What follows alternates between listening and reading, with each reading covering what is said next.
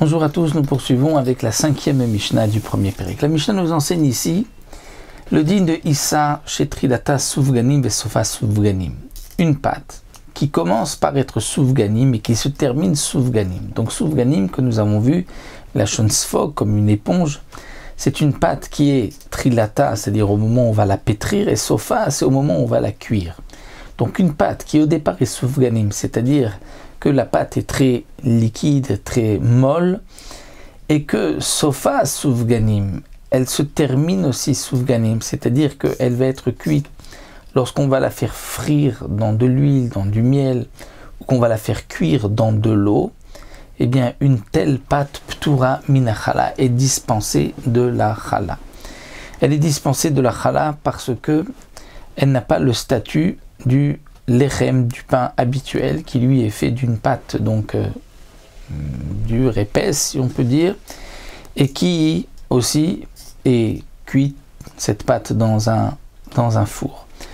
Qu'est-ce qu'on considère comme une pâte ava ou raka, c'est-à-dire une pâte épaisse ou une pâte molle, une pâte liquide?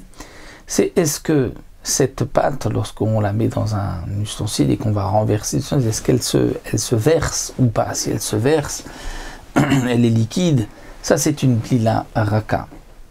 Donc la Mishnah nous dit, lorsque le départ était soufganim et la fin soufganim, c'est-à-dire qu'on l'avait aussi, pour la faire cuire, on avait donc fait frit dans de l'huile ou du miel, ou on a fait cuire dans de l'eau, on est dispensé de la chala. Mais trilata issa et sofa soufganim, si au départ c'était une pâte issa, donc une pâte qui était bien épaisse, donc qui n'était pas liquide, mais qu'ensuite sofa soufganim, on a fait frire dans de l'huile, dans du miel, dans de l'eau, ou le contraire, trilata soufganim et sofa issa, au départ la pâte était très liquide, mais on l'a fait cuire dans un four, la chayevet bechala, il y a une obligation de prélever la chala.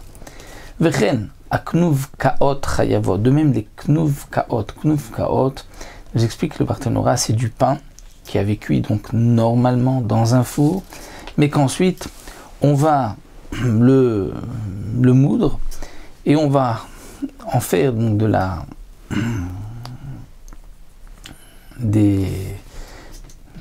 comme de la farine de pain.